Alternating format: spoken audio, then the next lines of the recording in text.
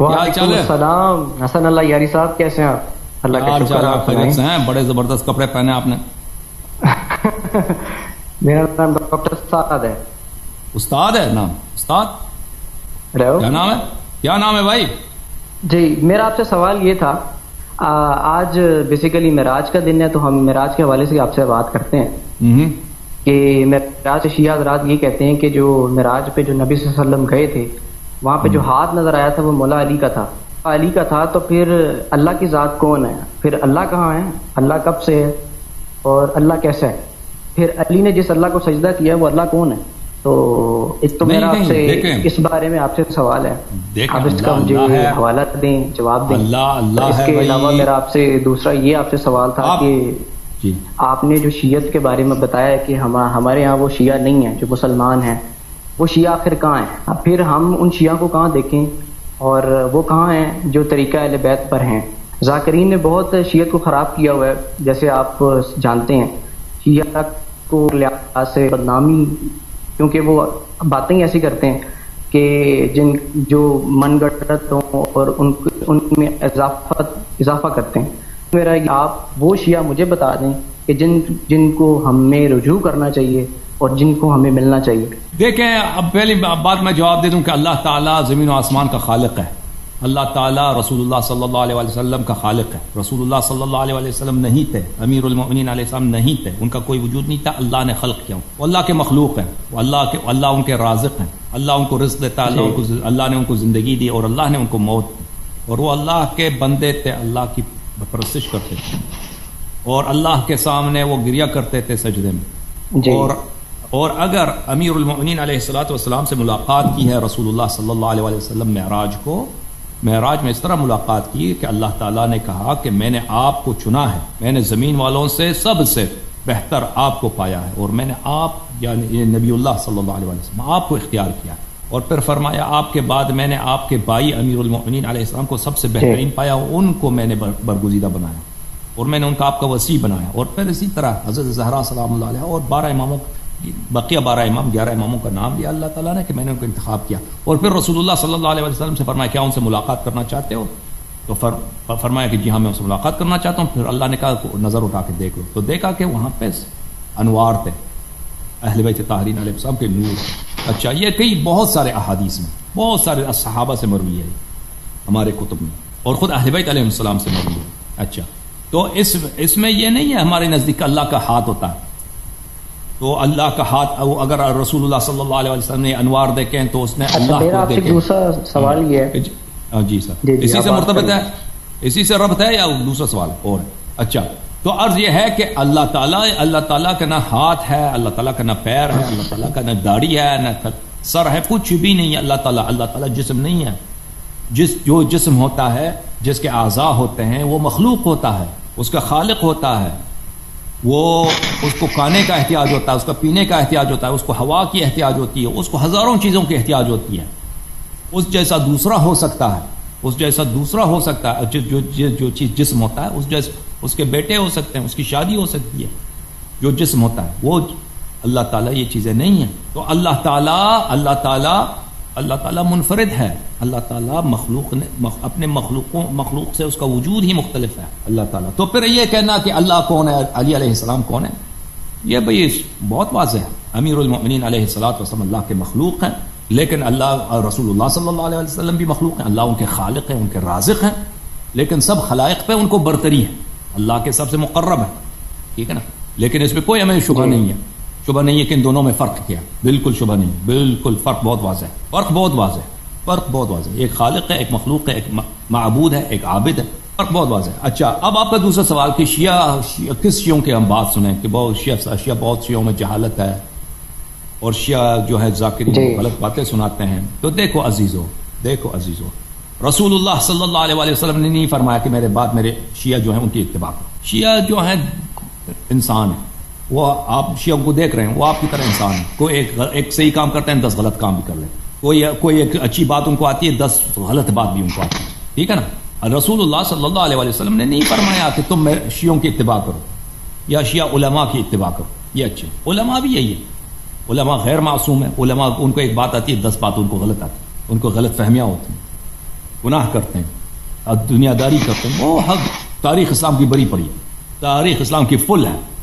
جتنے بدعتیں دین میں داخل ہوئے ہیں سب علماء نے داخل کی. ڈاکٹر انجینئر نے دین میں بدعت داخل نہیں کیے، انگریز یہود نصارا نے دین میں بدعت داخل نہیں کیا، دین میں بدعتیں داخل ہوئی، یہ سب علماء کرام کی وجہ سے. دین کے نام پہ جو جنگیں ہوئی ہیں کن نے کرائی؟ علماء نے کرائی. بہرحال علماء جو ہیں، رسول پاک صلی اللہ علیہ وسلم نے نہیں فرمایا میرے بات علماء کی اتباع کرو، رسول اللہ صلی اللہ علیہ وسلم نے فرمایا میری بات اتباع کرو ثقلین کی، قرآن اور اہل بیت الطاہرین علیہ السلام.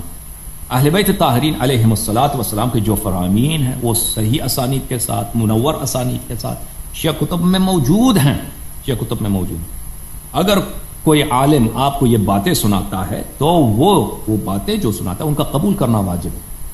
ہر مسلمان پر وہ باتیں قبول کرنا واجب ہے جو اہل بیت علیہ السلام سے نقل کی جاتی ہیں، بشرطے کہ وہ من گڑت باتیں نہ ہوں. واقعاً اہل بیت علیہ السلام نے فرمایا. اور آپ شیعوں کو چھوڑ دیں بھائی، شیعوں کو میں کبھی نہیں کہتا کہ تم شیعوں کے اتباع کرو. شیعہ کیا ہے؟ شیعہ عام لوگ ہیں بھائی، ان کو اپنے دین کا نہیں معلوم، وہ بس ماتم وغیرہ کرتے ہیں، بہت ہمارے سر کے تاج محبت کرتے ہیں. ایسے کو زمانہ بھی ایسا ہے، جہالت کا زمانہ ہے، ان سے توقع بھی زیادہ نہیں کرنی چاہیے کہ یہ کوئی شق القمر کر دیں. بیچارے جتنا آتا ہے وہ بیچارے کرتے ہیں. تو ماتم بھی غلط ہے نا؟ خطا بھی کرتے ہیں. نہیں، ماتم غلط نہیں. ماتم پہ میرے تقاریر ادھر سن لیں. اہل بیت علیہ السلام کے غم میں رونا دونا سینہ زنی کرنا یہ سب صحیح. امام جتنے بھی تھے وہ سارے اگر روتے تھے تو وہ سائیکالوجیکل یا اپنے دل سے روتے تھے؟ نہیں، وہ ہمیشہ تو نہیں روتے تھے نا. رسول صلی اللہ علیہ وسلم روتے تھے غم کے وقت روتے تھے.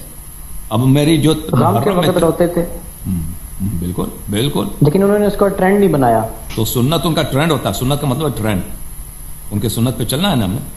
جن باتوں پہ رسول پاک صلی اللہ علیہ وسلم نے رویا ہے، وَلَقَدْ كَانَ لَكُمْ فِي رَسُولِ اللَّهِ صلی اللہ علیہ وسلم أُسْوَةٌ حَسَنَةٌ، جن باتوں پہ رونا ہے انہوں نے. ہم بھی نہیں کہتا کہ ہمیشہ رو. شیعہ بھی ہمیشہ نہیں روتے، جب غم کا ذکر ہوتا ہے تو روتے ہیں. جیسے رسول پاک صلی اللہ علیہ وسلم جب جبرائیل نے ان کو سنایا کہ آپ کے بیٹے کو قتل کیا جائے گا، یہ آپ کی کتاب میں صحیح اسانید کے ساتھ موجود ہے، رسول پاک صلی اللہ علیہ وسلم نے بلند آواز کے ساتھ رویا. نزول بلا سے پہلے، کربلا کے مصائب سے پہلے انہوں نے جب جبرائیل علیہ السلام نے سنایا، میں وہی عرض کر رہا ہوں کہ ایک تو یہ انہوں نے جب سنایا تو یہ سنت بن گئی ان کی. جب ہمیں کوئی مصیبت سناتا ہے تو اس مصیبت پہ رونا ہماری یہ سنت رسول صلی اللہ علیہ وسلم. تو آپ لوگ کیوں عمل نہیں کرتے اس پہ؟ مجھے بتاؤ. تم تو کہتے ہو سنی اہل سنت کیوں چھوڑ دی؟ میں آپ سے وہی کر رہا ہوں کہ میں آپ سے یہی کہہ رہا ہوں کہ جب آپ ماتم کرتے ہیں، شیعہ حضرات ماتم کرتے ہیں، تو وہ ایک تو انہوں نے اس کو ٹرینڈ بنایا اور دوسرا وہ غصے میں ایک دوسرے مارتے ہیں، زنجیریں مارتے ہیں. تو اس میں وہ کون سا غم دکھا رہے گا؟ وہ غصے سے مارتے ہیں. کیا امام نے اس کا جواب بہت آسان ہے. اس کا جواب بہت آسان ہے. میں آپ کو اس کا جواب سناتا ہوں، آپ جواب سن لیجئے. اس کا جواب دینا ہمارے لیے ایک آسان ہے کیونکہ اس کا جواب ہمیں معلوم ہے، لیکن اس کا بتانا مشکل ہے ہمارے لیے کیونکہ اس میں درد ہے. اہل بیت طاہرین علیہ السلام کے مصائب اتنے عظیم ہیں، اتنے عظیم ہیں. ابھی اگر آپ کے سامنے آپ کے بھائی جو ہے اس کو قتل کریں کوئی، تو آپ اس کے غم میں پاگل ہو جائیں گے. اگر آپ کا چھوٹا بھائی کوئی عزیز ہے، کوئی بیٹا ہے، کوئی بہن ہے، اس کو لوگ آپ کو ڈنڈے ماریں، آپ کو ذبح کر دیں، پھر یا آپ کے بھائی کو ذبح کر دیں، پھر آپ کی بہن کو کوئی اٹھا کے لے کے جائے عیدی بنا کر، تو آپ تو پاگل ہو جائیں گے اس غم میں، روئیں گے آپ لوگ روئیں گے. ٹھیک ہے نا؟ تو آپ کو جواب میں نے دے دیا. زخموں پہ نمک نہ ڈالو، ہمارے زخموں پہ زیادہ نمک نہ چھڑکاؤ. ہاں جی، وہ اور مزید بولو. جب رسول صلی اللہ علیہ وسلم کی بیٹیوں کو رسول صلی اللہ علیہ وسلم کی بیٹیوں کے خیمے جلائے گئے تو کہتے ہیں کہ شیعہ کیوں مارتے ہیں؟ شیعہ سینے پہ نہ مارے، چہرے پہ نہ مارے تو کیا کریں پھر؟ جب ہم تاریخ کو رکھیں لیکن اپنے سائیکالوجیکل وہ بالکل فطری ہے، بالکل فطری ہے. جب غم بڑا ہوتا ہے تو اس میں اظہار غم بھی بڑا ہوتا ہے. یاد رکھو، یا سائیکالوجی میں آپ کو سکھاتا ہوں. جب غم مصیبت بڑا ہوتا ہے تو اس میں اظہار مصیبت بھی وہ مصیبت کے تناسب سے ہوتا ہے. آپ نے کبھی دیکھا ہے کہ کوئی ماں اس کی بچہ مر گیا، چھوٹا بچہ مر گیا، وہ کس طرح روتی ہے؟ دیکھا ہے؟ وہ صرف آنسو نہیں بہاتی، وہ زمین پہ اپنے آپ کو ڈال دیتی ہے، چہرہ پہ مارتی ہے، وہ خاک اٹھا کے سر پہ ڈالتی ہے. آپ نے دیکھا نہیں دیکھا بھائی؟ ہاں جی بالکل دیکھا. یہ کیوں؟ یہ فطری ہے، یہ فطری ہے. لیکن وہ ماتم نہیں کرتا. بات سنو، یہ ماتم ہے، یہ ماتم وہ اپنے انداز میں ماتم کر رہی ہوتی ہے. یہ بالکل فطری ہے. ایک عورت ہے, اس کا بچہ مر جاتا ہے, اس کا پیارا بچہ 6 مہینے کا بچہ ہے, ٹھیک ہے نا, وہ کس طرح روتی ہے؟ وہ ایک دن نہیں روتی, کئی دن روتی ہے, جب بھی یاد 1 سال کے بعد بھی روتی ہے, اور وہ کس طرح سے اظہار غم کرتی ہے. یا کوئی عورت ہے اپنے اس کا جوان شوہر ہے, ایک منٹ سنو, کہتے ہیں سائیکالوجی کا, میں آپ کو بتاتا ہوں سائیکالوجی, یہ ایک فطری چیز ہے غم میں رونا, اور غم میں رونے سے زیادہ, یعنی غم کے علاوہ, رونے سے علاوہ سر پہ مارنا, سینے پہ مارنا, مٹی پہ سر ڈالنا, یہ سب فطری ہیں. کسی نے اس عورت کو نہیں سکھایا کہ تم اس طرح کرو. جس شخص کے دل میں درد ہوتا ہے نا, وہ آپ کو پتہ نہیں ہے ان باتوں کا, جس شخص کے دل میں درد ہوتا ہے وہ اس کو پتہ ہوتا ہے کہ وہ اس کے درد کو تسلی نہیں ملتا, اس لیے وہ عورت چیختی ہے. اس کے درد میں, دل میں اتنا درد ہے, کلیجے میں اتنا درد ہے, اس کا کلیجہ پٹ رہا ہے درد سے, اس لیے وہ چیختی ہے, اس لیے وہ چہرے پہ مارتی ہے. اس لیے نہیں کہ اس کو مزہ آتا ہے یا وہ کوئی بات, وہ بالکل فطری ہے, بالکل فطری ہے, ٹھیک ہے نا. اب آل رسول علیہ الصلوۃ والسلام کے ساتھ جو ظلم ہوا ہے, وہ تو اس کا کیا ہم بتائیں آپ کو. اب زخموں پہ نمک ڈالنے کے لیے آپ آ گئے, بس یہ سوالات نہ کریں ہم سے, اور مزید بولو کیا کرنا. میں آپ سے وہی عرض کر رہا ہوں, معظم کی بات آپ سے ہوگی ہے, آپ کہہ رہے ہیں کہ میں آپ ہمارے زخموں پہ آپ نمک چھڑک رہے ہیں, میں آپ سے ایسی بات نہیں کرتا. میں نے آپ سے پوچھنا ہے کہ اللہ کہاں ہے. اب چھوڑ دو ماتم کو چھوڑ دو.